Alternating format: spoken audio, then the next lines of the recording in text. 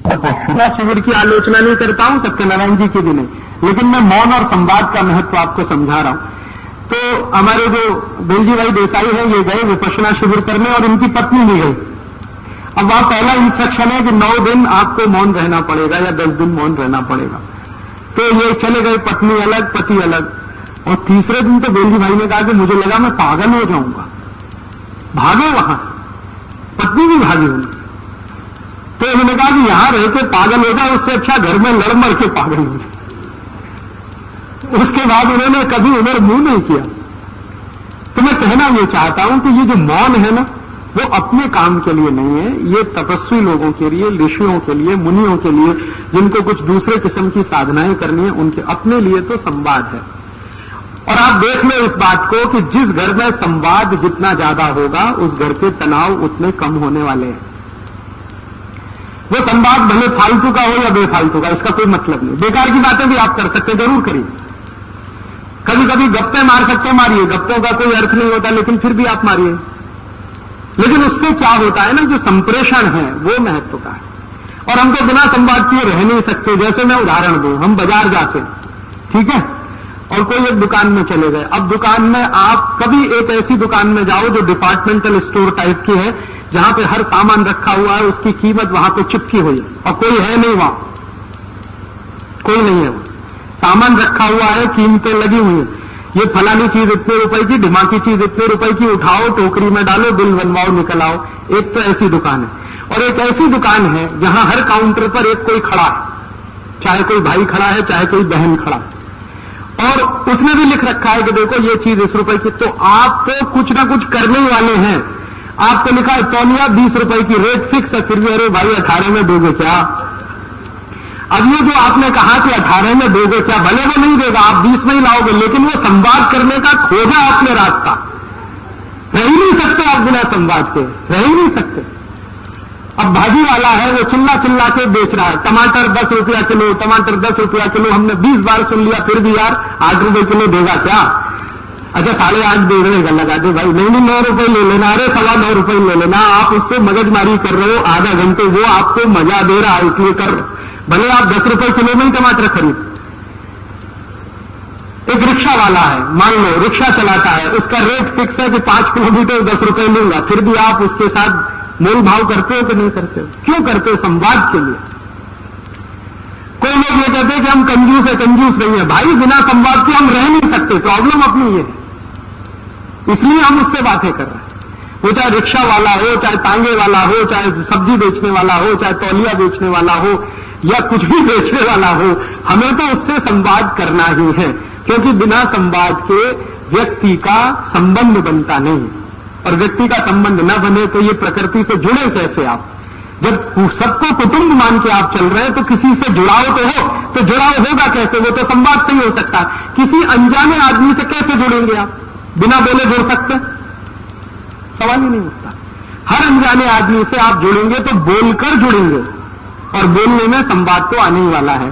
तो मैं कहना यह चाहता हूं कि अपने परिवारों में अभी क्या हुआ है, संवाद धीरे धीरे कम हो गया।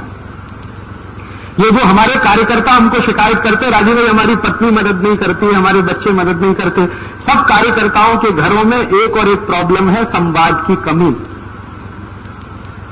संवाद करते नहीं, कुछ भी करके आएंगे बाहर, कभी घर में आकर नहीं बताएंगे हमने आज क्या किया। पत्नी पूछेगी 10 बार, अरे क्या किया क्या किया, फिर भी नहीं बताया। अरे तेरे काम की चीज है, बताएं क्या किया। अब जब आप ये मान ही लेते हो कि उसके काम की चीज नहीं है, तो फिर भले आप काम की चीज करो तो वो होने वाली नहीं, सहयोग मिलेगा कैसे आपको? भले आपने दुनिया में तोप चलाई, घर आके बता तो दो कि मैं आज तोप चला के आया, मैंने 10 लोग मार डाले, बताओ तो सही, संवाद तो करो। और आप तो संवाद ही नहीं करोगे तो फिर तो गड़बड़ होने वाली। तो मेरे कार्यकर्ता जो मुझे ये शिकायत करते हैं कि परिवार का सहयोग नहीं मिलता, उसका एक ही कारण है कि हमारे परिवार में परिवार के संबंधियों के साथ संवाद बहुत कम है, और वो कई स्तर से कम है। एक स्तर जैसे ये है कि आप कहीं गए, आपने बताया नहीं आप कहां गए, बस हो गया किस्सा खत्म। आप कहीं जा रहे हैं, भले आप 5 मिनट के लिए घर के बाहर जा रहे हैं, लेकिन आपने बता दिया कि मैं पोस्ट कार्ड खरीदने जा रहा हूं, तो ये संवाद ही तो हुआ। आपने तो बस जुड़ाव हो गया। हर क्षण जुड़ाव चाहिए आदमी को, और आपने बताया नहीं, आपने तो मौन धारण कर लिया। अब आप कहीं चले जाएं, भले कितना भी महत्व का काम करके आए, लेकिन आपका संवाद हुआ नहीं है, तो उस काम का घर वालों के लिए कोई मतलब नहीं है। वो कितना ही बड़ा काम आप करिए। अब उनके लिए जब उस काम का कोई मतलब नहीं है, तो बेकार है आपका सब काम। आप प्रेषित ही नहीं कर पाते। कम्युनिकेशन में बहुत लैकिंग है। और ये भी एक अहंकार, बस और कुछ नहीं। हम क्यों बताएंगे? और क्यों बताएं? क्योंकि हम तो मालिक हैं इस घर के। अब वही गड़बड़ है, मालिक नहीं है भाई, आप इस घर के ट्रस्टी हैं। भगवान ने ये घर आपको थोड़े समय के लिए दिया है, हमेशा ये रहने वाला नहीं है आपके पास। मैंने आपसे कहा कोई सगा संबंधी हमेशा आपके साथ नहीं रहने वाला, कोई वस्तु आपके साथ नहीं रहने वाली, आपका शरीर आपके साथ रहने वाला नहीं, तो मालिक कैसे हो गए? मालिक तो आप तब हुए जो कोई चीज हमेशा आपके कंट्रोल में रहे। ये शरीर तक आपके कंट्रोल में नहीं रहेगा थोड़े दिन के बाद, फिर आप मालिक कैसे मानते हैं अपने आप को? तो जब हमारे मन में ये मालिकियत का भाव आता है कि ये परिवार के तो सब मुझसे छोटे हैं, क्योंकि मैं इनकी जीविका चलाता हूं, मैं इनका मालिक हूं, बस वहीं गड़बड़ हो जाती है और वहीं से संवाद टूटता है। संवाद जहां टूटेगा वहां पर बेरुखी आएगी, और वो बेरुखी धीरे धीरे बढ़ती चली जाएगी, और कोई दिन गुस्से में फटेगी, आपके घर में टूटने की नौबत आ जाएगी। दुनिया का कोई वकील, कोई जज आपको नहीं बचा पाएगा। मेरे मित्र हैं बंबई में, ये फैमिली डिस्प्यूट सुलझाते हैं जज हैं, वो कहते हैं को समझ में नहीं आता मैं क्या करूं। तो मैंने कहा कानून की किताब के आधार पर ये नहीं हो सकता। आप बस इतना करो कि पति पत्नी को कहो कि थोड़ा अहंकार कम करके एक दूसरे से क्षमा मांगना शुरू कर दें, एक दूसरे की प्रशंसा करना शुरू कर दें, घर टूटने से अपने आप बच जाएगा। और वो कहते यही नहीं होता, वो अपना वकील लेके खड़ा ही, अपना वकील लेके खड़ा, उसका वकील ये तुर्रम खा, उसका वकील ये तुर्रम, बस गया परिवार उसमें। तो वहां तक नौबत नहीं आए, तो उसके लिए ये बहुत सरल है। और एक चलते चलते छोटी सी 2-3 आखिरी बातें कि अगर हम हमारे परिवार में एक भौतिक काम और कर सकें, एक भौतिक काम तो मैंने कहा कि सब साथ मिलकर खाना खाएं, संवाद के लिए वो बहुत जरूरी है। संवाद क्यों जरूरी है? क्योंकि जुड़ाव उसी से होता है आदमी का। हर क्षण संवाद हर बार नया जुड़ाव लाता है। आप कई बार महसूस करेंगे कि संवाद करते करते आपका किसी के प्रति प्रेम बढ़ता है, या किसी के प्रति आकर्षण बढ़ता है। उसको जितना कम करते जाएंगे, प्रेम भी कम होगा, आकर्षण भी कम होगा, सब चीजें कम होती जाएंगी। प्रेम तब तो कम होगा, मैंने आपसे कहा टेंशन बढ़ेंगे वगैरह वगैरह सब होगा। तो इसलिए इसका बहुत महत्व है। इसी के साथ एक चीज का और महत्व है, जो भौतिक बात है, वो ये एक दूसरे की सेवा करना।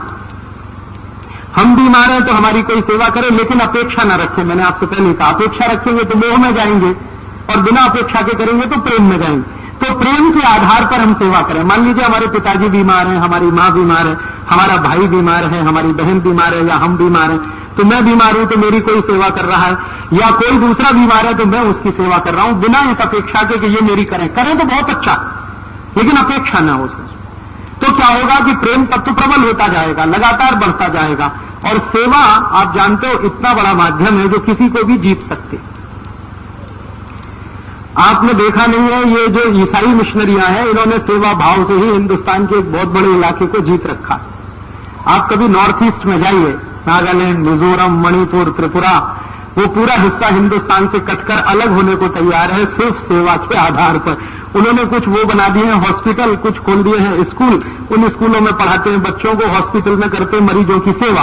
बस उसी पर नागालैंड का साधारण नागरिक कहता है जी हमें भारत में नहीं रहना, हमको तो इनके साथ रहना। और उसी की ताकत पर उन्होंने यहां तक करा लिया है कि नागालैंड की भाषा अंग्रेजी है। हिंदुस्तान में 2 ही ऐसे राज्य हैं जिनकी राज्य भाषा अंग्रेजी है, बाकी कोई राज्य नहीं। कल को वो अलग भी हो जाए तो वहां की जनता उनके साथ जाने वाली। तो ये जो सेवा तत्व है ये हमारे यहां बहुत महत्व का है। और ये महत्व का तत्व तो हम परिवार से शुरू करें। परिवार में एक दूसरे की सेवा करना, वो छोटा हो या बड़ा हो, ये इमैटीरियल है। क्योंकि मैंने आपसे कहा कोई छोटा नहीं, कोई बड़ा नहीं, सब ईश्वर तत्व है, सब परमात्मा के अंश है। आप उनके साथ रह रहे हैं, ये आपका सौभाग्य है, या वो आपके साथ रह रहे हैं तो ईश्वर ने आपको मौका दिया है, ट्रस्टी बनाकर इस घर में आपको भेजा। ये भाव अगर आपके मन में है तो किसी की भी सेवा करने में आपको कोई हिचक नहीं आएगी, छोटा हो या बड़ा। तो अगर आपने भौतिक रूप से ये सेवा करना, भौतिक रूप से संवाद करना, एक साथ मिलकर भोजन करना, एक साथ मिलकर बातें करना, ये कुछ छोटी छोटी भौतिक बातें करना शुरू कर दिया, बहुत सारे तनाव, बहुत सारे टेंशन, बहुत सारे परिवार के क्लेश, झगड़े सब मिट जाएंगे। मैं कहना यह चाहता हूं कि झगड़े सभी परिवार में होते हैं, कलह सभी परिवार में होती है, क्लेश सभी परिवार में होता है। कोई ऐसा परिवार दुनिया में नहीं होगा जहां झगड़े ना हो, क्लेश ना हो, कलह ना हो। लेकिन उसको कम करना, उसको समाप्त करना, ये हमारे हाथ में है, ये हमारे कंट्रोल में है। हम थोड़े व्यवहार के परिवर्तन से इन सब चीजों को बहुत आसानी से कंट्रोल कर सकते हैं। चलते चलते एक छोटी सी बात और, आजकल हमारे यहां परिवार अगर चलाना है तो कर्तव्य भाव से चलेगा। अभी हमारे देश में एक गड़बड़ हो गई है, और वो गड़बड़ ये हो गई कि एक संविधान आ गया हमारे देश में, जो हमारी इच्छा से नहीं बना है। ये बिल्कुल सही बात है। We the people of India, ये सबसे बोगस बात है जो लिखी हुई है, क्योंकि हमने कभी आत्मार्पित नहीं किया। 300 लोग थे जिन्होंने इसको बना दिया और उन्होंने घोषित कर दिया कि ये हो गया। अब उसमें गड़बड़ी जो हो गई है, मूल में भूल वो ये हो गई है कि जो कुछ उसमें है वो अधिकार प्रधान है, कर्तव्य प्रधान कुछ है ही नहीं। पूरे संविधान आपको ये अधिकार, आपको ये अधिकार, आपको ये अधिकार, आपको ये अधिकार, आपको ये मौलिक अधिकार, आपको वो मौलिक अधिकार, कर्तव्य भाव उसमें नहीं है। एक जगह है बस पूरे कॉन्स्टिट्यूशन में, आर्टिकल 51, बस उसके बाद कहीं कुछ नहीं है। और अधिकारों के लिखान निकालूं तो 20 आर्टिकल है। तो ये जो अधिकार प्रधान हमने बनाया अपने संविधान को, तो सरकार भी पूरी तरह से अधिकार प्रधान है। सरकार को ये अधिकार है, सरकार को ये अधिकार है, सरकार को ये अधिकार है, सरकार को ये अधिकार है। कर्तव्य क्या है? वहां पे ठन गोपाल। तो मैं कहना यह चाहता हूं कि अपने देश का संविधान और ये जो सरकार है ना, ये बिल्कुल उल्टी दिशा में है। कारण उसका यह है कि ये सब कुछ अधिकार प्रधान व्यवस्था में है। अपना परिवार अधिकार प्रधान व्यवस्था में नहीं चल सकता। परिवार चलेगा कर्तव्य प्रधान व्यवस्था से। परिवार में हम अधिकार से ज्यादा कर्तव्य की बात सोचें। मेरा ये कर्तव्य है, मेरा ये कर्तव्य है, मेरा ये कर्तव्य है, मुझे ये करना है, पति का ये कर्तव्य है, पत्नी का ये है, बेटे का ये है, बेटी का ये है, मां का ये है, पिता का ये है, भाई का ये है, बहन का ये है। सब अपने कर्तव्य भाव से प्रेरित रहे तो परिवार बहुत अच्छे से चलता है। अगर अधिकार भाव से आपने बात करनी शुरू की तो बंटवारे होते। दो भाई जो एक ही मां से पैदा हुए हैं वो क्यों बंटते हैं? चार भाई जो एक ही मां से पैदा हुए हैं, एक ही तरह का जेनेटिक मटेरियल उनके पास है, वो आपस में झगड़े क्यों करते हैं? संपत्ति का बंटवारा क्यों करते हैं? अधिकार भावना से। मेरा अधिकार इतनी संपत्ति पर, तेरा अधिकार इतनी संपत्ति पर, मेरे हिस्से में इतना, तेरे हिस्से में इतना। तो ये जो अधिकार भावना आई है, ये अंग्रेजों की लाई हुई है हिंदुस्तान में। अगर अंग्रेज नहीं आते तो हिंदुस्तान के समाज में ये अधिकार भावना नहीं होती। अंग्रेजों ने लाकर ऐसे नियम कायदे कानून बनाए और ऐसा ही संविधान बनवा दिया जिसमें अधिकार अधिकार अधिकार तो हर जगह है, कर्तव्य तो कहीं है नहीं। तो मैं आपसे कहना यह चाहता हूं कि आप परिवार अगर चला रहे हो तो कर्तव्य भावना से चलाओ, अधिकार भावना से नहीं। मेरा ये कर्तव्य है, मेरा ये कर्तव्य है, पिता के प्रति बेटे का ये कर्तव्य है, बेटे के प्रति पिता का ये कर्तव्य है, पत्नी के प्रति पति का कर्तव्य है, पति के प्रति पत्नी का कर्तव्य है, वगैरह वगैरह। ये जितना भी कर्तव्य भाव से आप चलेंगे, आपके परिवार में तनाव बिल्कुल नहीं होंगे। तो ये छोटी छोटी बातें, कुछ इसमें भौतिक है, स्थूल है, कुछ आत्मिक है, अंदर की है, मन की है। मन के स्तर पर थोड़ा बदलें, शरीर के स्तर पर थोड़ा बदलें, तो बहुत सुंदर तरीके से आप परिवार में चल सकते हैं। प्रसन्न रहें, प्रसन्न रखना सीखें दूसरों को। ये जो प्रेम है ना, वो प्रसन्नता का एक दूसरा हिस्सा है।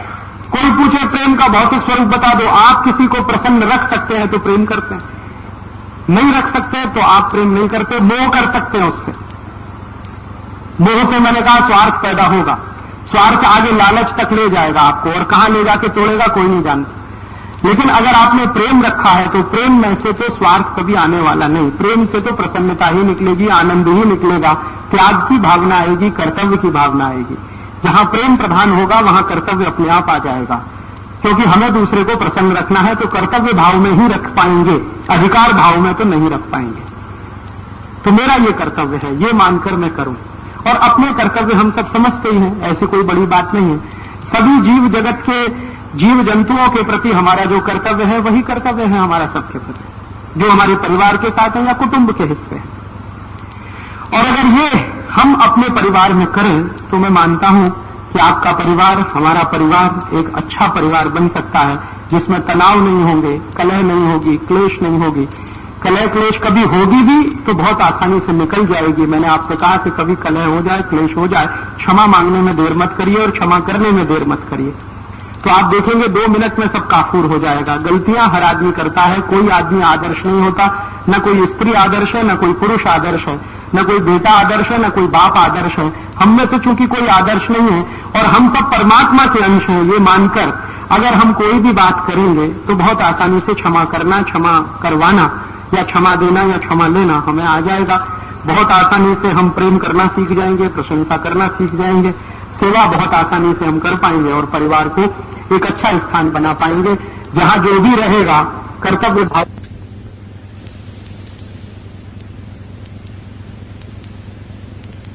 एक छोटी सी बात ये कहना चाहता हूं कि मैं ये जो कह रहा था ना परिवार में, ये मैं आपको एक गहरी बात कहना चाहता हूं, मुझे याद आ गई तो मैं कह दूं कि एक बार मैं एक बड़े संत से बहस कर रहा था। अब उनका नाम नहीं बताऊंगा मैं आपको क्योंकि उसके दूसरे कारण।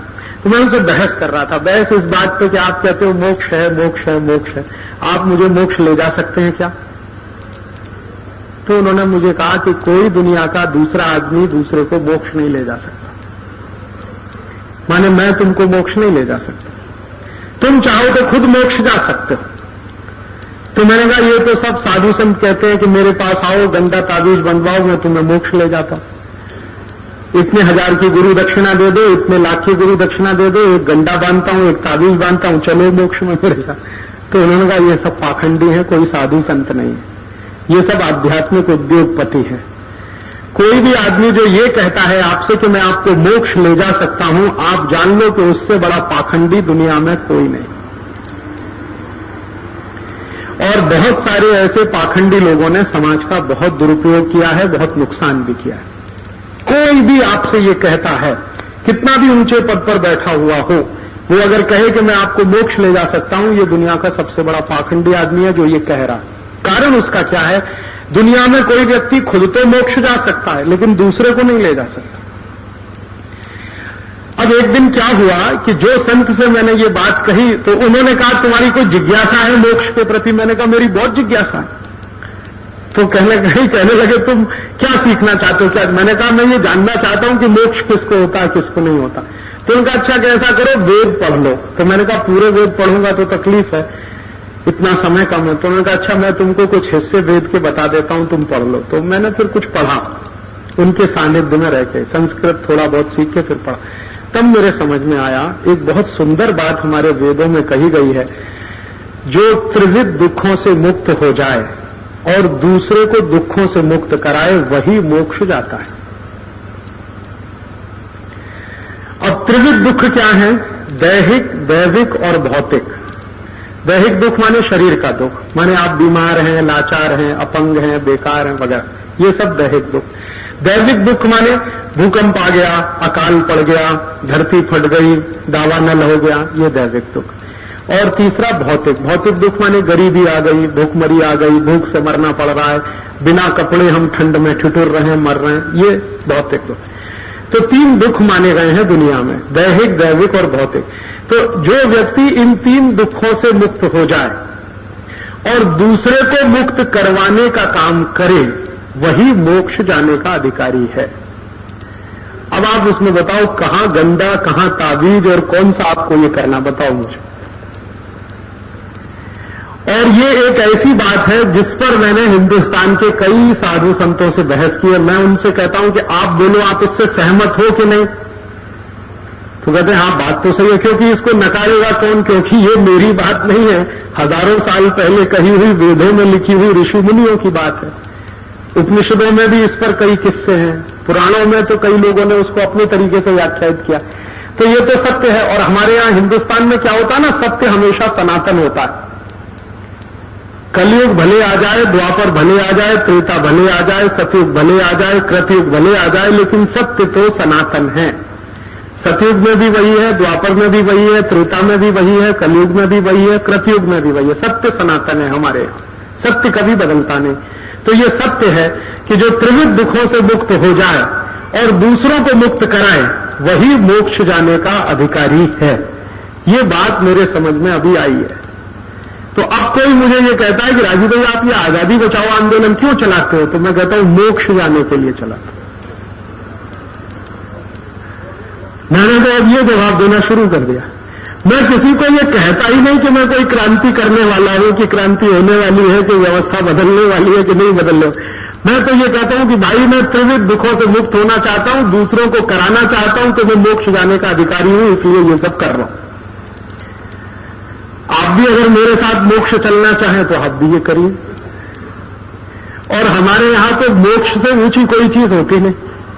हम कहते हैं ना, ये जन्म जन्मांतर के दुखों से छूटना है, ये बार बार जन्म लेना, बार बार आना, फिर जन्म लेना, फिर आना, फिर जाना, ये काय को चक्कर चलाना, मोक्ष ही ले लो ना, हमेशा के लिए खत्म किस्सा।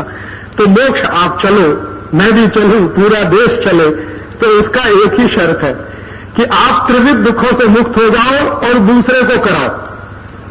तो आप दैहिक दुख से मुक्त हो जाओ। दैहिक दुख माने आपके शरीर में कोई कष्ट न रहे, तो आप संपूर्ण स्वस्थ रहो। दूसरा, दैविक दुखों से मुक्त हो जाओ, माने कहीं भूकंप आ गया, धरती कंप आ गया, भूचाल आ गया और उसमें आप फंस गए हैं, तो उस दुख से मुक्त हो और दूसरे को भी करा दो। कोई भूकंप में मर गया है, कोई भूकंप में फंस गया, उसकी मदद कर दो, वो भी दुख से बाहर आ जाए। और भौतिक दुख से माने गरीबी, भूखमरी, बेकारी से आप दूर हो जाओ और दूसरे को भी दूर कराओ। तो ये 3 काम आप करो, 3 काम मैं करता हूं, हम दोनों मोक्ष चलेंगे, पूरे हिंदुस्तान का 105 करोड़ का मोक्ष हो जाए। अब अगर आपको ये बात समझ में आती है कि मोक्ष जाने का ये रास्ता है, तो आपको वही करना पड़ेगा जो मैं कर रहा हूं। क्योंकि दैहिक दुख से आप मुक्त हो गए, ठीक है, आपने योग किया, प्राणायाम किया, आपने साधना की, दवा खाई, ये किया, आप तो दैहिक दुख से मुक्त हो गए। लेकिन दूसरे को अगर नहीं कराया तो आप तो रह गए हैं, तो फिर तो मोक्ष नहीं होने वाला। तो आप हो जाओ मुक्त, फिर दूसरे को करा दो। आप दैविक दुख से मुक्त हो जाओ, दूसरे को करा दो। भौतिक दुख से मुक्त हो जाओ, दूसरे को करा दो। तो आप भी मोक्ष चलो, मैं भी मोक्ष चलूं, ये बार बार जन्म जन्म का चक्कर ही फट जाए। तो इसलिए ये आजादी बचाओ आंदोलन में करता हूं। अभी मुझे इसका बहुत अच्छा जवाब मिल गया। कोई पूछता है आप क्यों करते हो? कोई कहता राजीव भाई के मन में प्रधानमंत्री बनने की इच्छा है, कोई कहता ये एक दिन पार्लियामेंट में जाने वाले हैं, कोई कहता ये कोई पार्टी बनाने वाले हैं, कोई कहता ये मंत्रिमंडल बनाने वाले हैं। अभी मैं सबको कहने वाला हूं कि मेरी एक ही इच्छा है कि मुझे मोक्ष हो जाए, माने अगली बार मुझे जन्म न लेना पड़े। तो उसके लिए तो ये शर्त है और वो शर्त की पूर्ति मैं कर रहा हूं, उसी के लिए ये आजादी बचाओ आंदोलन चला रहा हूं। तो आप अगर इस तरह का कोई काम करें अपने जीवन में, तो आप भी इन तीनों दुखों से मुक्त होंगे, दूसरे को कराएंगे। तो इसके लिए हम आजादी बचाओ आंदोलन चलाते हैं। अब आप इसमें कुछ अगर मदद कर सकें तो करिए। क्या मदद कर सकते हैं? हम दूसरों का दुख दूर करने के लिए क्या क्या करते हैं? जैसे बहुत सारे गरीब लोग हैं देश में, बेरोजगार हैं, उनको ज्यादा से ज्यादा रोजगार मिले, उसके लिए रात दिन हम लगे रहते हैं। तो कैसे हो? वो कुछ सामान बनाए, उनका सामान बाजार में बिके, वो सामान बेचकर उनको मुनाफा हो ताकि उनका जीवन चले। तो इसलिए हम छोटे छोटे उद्योग, कुटीर उद्योगों को समर्थन देते हैं और लोगों से कहते हैं कि ये बड़े बड़े विदेशी माल मत खरीदो, छोटे छोटे स्वदेशी कुटीर उद्योगों का माल खरीदो, ताकि उन गरीबों का रोजगार बने, उनका भौतिक दुख दूर हो जाए। इसी तरह से दैविक दुख दूर करने के लिए अभी जब भूकंप आया, आपने शायद सुना होगा, भयंकर भूकंप आया गुजरात में, तो हम सब आजादी बचाओ आंदोलन के कार्यकर्ता 3 महीने अपना सारा काम धाम छोड़कर वहां गए। और क्यों गए? तो जिनके ऊपर वो दैविक आपत्ति आई है उनको थोड़ा मदद करें, उनका थोड़ा दुख दूर करें। तो दवाएं बांटने का काम हमने किया। और किसी ने मुझे कहा कि आप ये क्यों करते हो? तो मैंने कभी ये नहीं कहा कि हम ये स्वार्थ के लिए, हमने कहा कि भैया हम तो इसलिए करते हैं कि हमें मोक्ष जाना, हमें मालूम है कि इनको दैविक दुख आया है। अब इनका दैविक दुख अगर हम दूर करा दें तो हमें मोक्ष जाने की एक सीढ़ी आगे मिल जाएगी। तो इसलिए तो हम ये करते हैं। इसलिए नहीं कर रहे हैं कि हमें कोई परोपकार करना है। परोपकार हो रहा है वो तो उसका दूसरा हिस्सा है, हमें तो मुख्य ये है कि मोक्ष जाना है, इसलिए हम ये सब कर रहे हैं।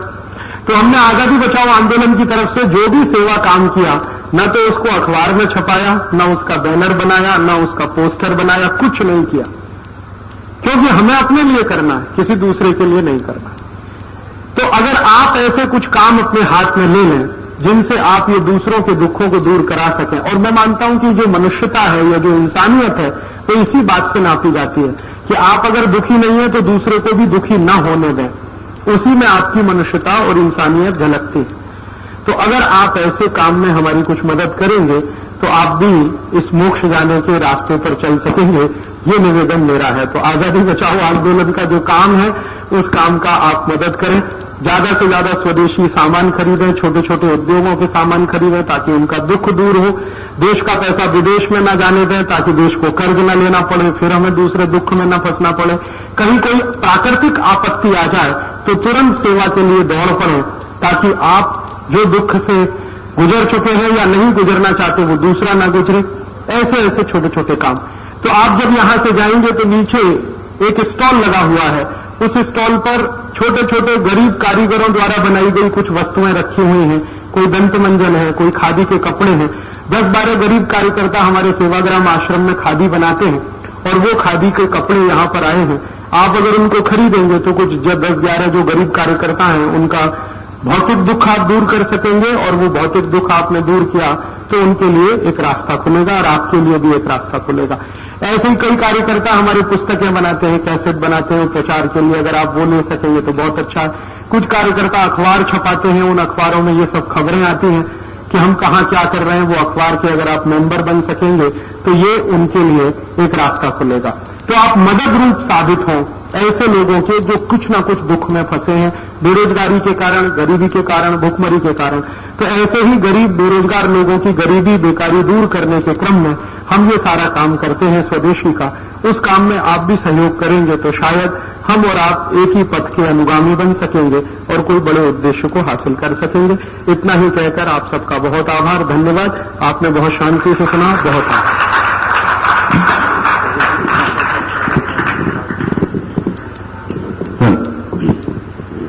बहुत बहुत धन्यवाद श्री राजीव दीक्षित जी।